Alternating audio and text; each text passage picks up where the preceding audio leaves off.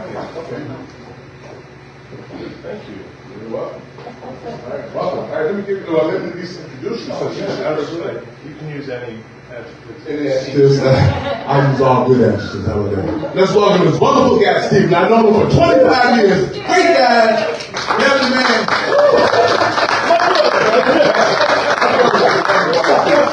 All right, so this is Stephen's first time out there. So, that's right. All right, give Stephen a nice and warm cussing off for him. See you.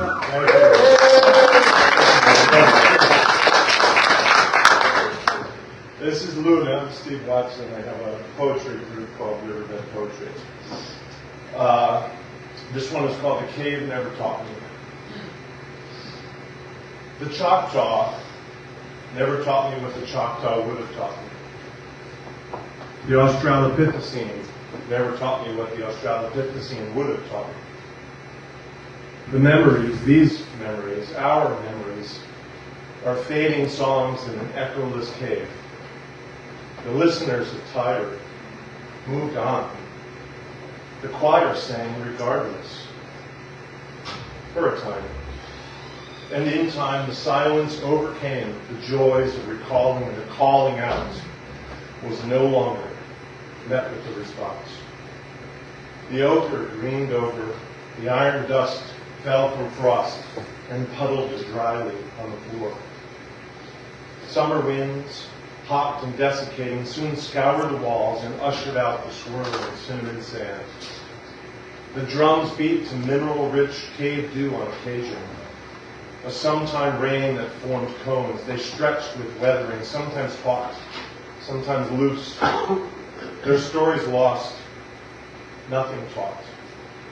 In time, their skins followed their long-lost bones into the buried, burned and carved, now broken, empty bones. Home. The silent, tumulting earth, the cold overlay of the singeing beneath, the singing stalled. The echoes bounced for a time from voice to ear, to wall, to child, to wall, to stone, to dust.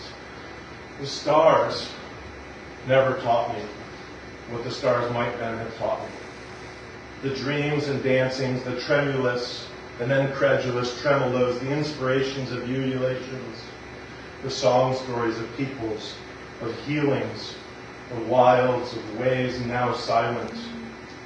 This silence in this echoless cave is the most wanting, missing sound. Sound I've ever heard. The cave never taught me the music, never taught me the drum, never taught me the dance, never taught me the cave, never taught me. The fire is out. The embers lost. The handprint remains on a wet wall in a dim corner in an out-of-the-way scree-field crevasse just past the Cree-field impasse. The teachers are gone. The ancestors quiet.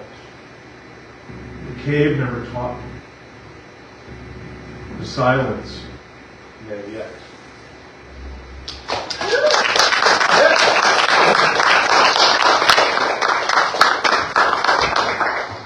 If that wasn't just polite, I would show you a couple of short ones.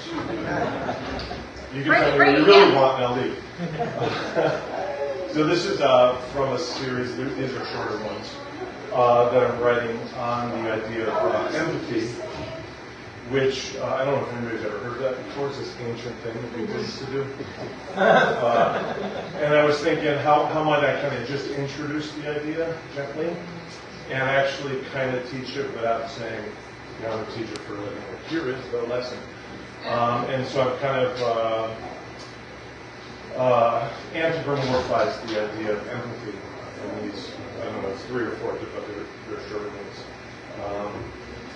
And I haven't read them to anybody, so I thought that would be good. So they're just called Conversations with Desiccating. Apparently this is number 1. The sun rose into gray clouds. This dim midday, the tea had cooled. I drew the curtains and felt the call to bed. The cat purred and curled into a gray circle. I lay my wounds down for a nap, a respite for scars, for pains, My haunting trauma slept where I had often wept. And I silently stepped through the doorway for a brief, slow, noonday stroll in the garden where caterpillars had long learned to fly.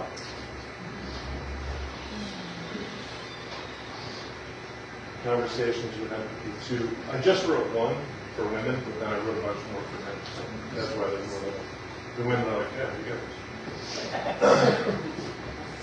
So there's conversations with empathy, too. I woke up today. Silently, so silently, I slipped out of the sheets and up onto my feet.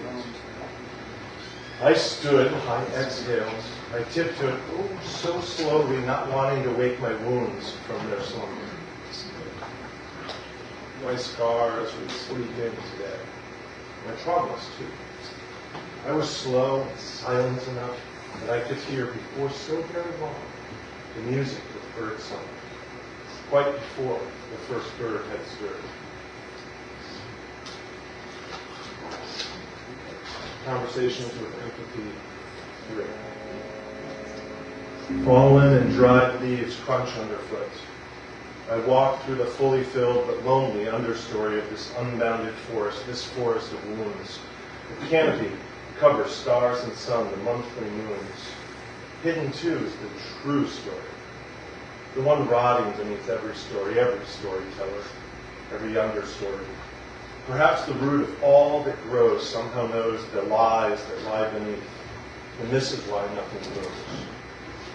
Though the rains wash my way, I fail to wish the pains away. I look up past a pale, imagined moon and see only stars there. I see no moon or stars there. Step, step, soul, meet earth. Earth, I'm sure you know, soul. Let's spend some time, yes. Step, step. Perhaps the truth in truth has no need of story. Perhaps there are only the myriad stories given leaf, and perhaps a relief faded one day to fall. And so at long last, let light kiss the yearning fruits and shoots and roots. I walk. In truth, I sometimes crawl through this forest of wounds. I walk. I'm exercising my heartaches and giving them legs. One day they might just set out on their own and leave me alone and find me whole on my own, and again whole on my own. One more time? I don't know what the time is. You get one. Is it almost over? No, same. Okay. And it's just as bad. So I try to do the pause for 3 minutes. Well, you're standing there with a hook. When I do like this, sorry. He fitted me with a gun before it started. He's like, I got the other one. So this is number 4 in the series. And every once in a while I write happy poems. But anyway, this is how you get me. Sit here in the light with me, folding tired legs atop rock outcrop with mosses underfoot and lichen graffiti casting an unseen spell on this glade. I submit to it. I sit. All is said when all is left unsaid and brought to light.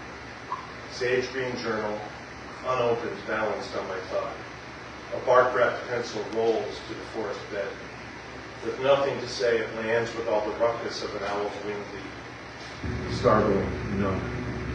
The critters here take no notice. No concerns with me. Out from dark holes they clamber. Out from behind shaded corners they scamper. Sit, dear wounds, with me. Here, upon this stone, warmed by midday sun, feel the forest come to light. Be together in the light. Nothing to speak. Nothing to write. In time, we may share a story, we may walk, we may find our own paths leading out from the forest's sheltering canopy, out from the forest's supportive understory. In time, but now, let us sit in the light for a spell.